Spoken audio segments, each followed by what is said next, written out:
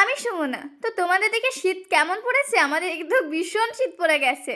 তারপর দেখো নিজের বিছানাটুকু দারুণভাবে আজকে ঝেড়ে নিয়েছি। আর এটা সকালবেলা একটু মুড়ি খেয়ে নিয়েছিলাম। আর এই দেখো আমি কলেজ যাবো বলে আজকে আমার প্রস্তুতিকরণ। তো চলো এই সাদা প্লাজোটা পরবো আর এই আকাশি কালারের সুন্দর কুর্তিটা পরে যাবো আজকে। তো দেখো আমি প্রথমেই আমার দু সাইডের দুটো সরু বিনুনি খুলে নিলাম। মানে চুলের অবস্থা খুব খারাপ, আর দুদিন পর টাকলা হয়ে যাবো নাকি তার সন্দেহ আছে।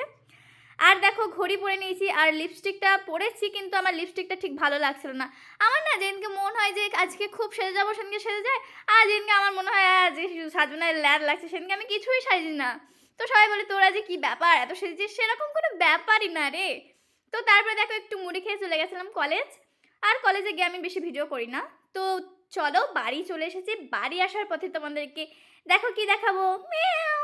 এই মা বিড়াল শোনা, বিড়ালটা ভাবছে এই বাবা এ আবার কি করতে আসছে। তারপর দেখো মনীষা আজকে ওর দাদার বিয়ের উপলক্ষে নেমন্তন্ন করতে এসেছিল। তো ওটা তিথি দিই, এটা মনীষা, দাদার ওটা বিয়ে দোয়েল। অবশ্যই যাবি যেন 7 তারিখে।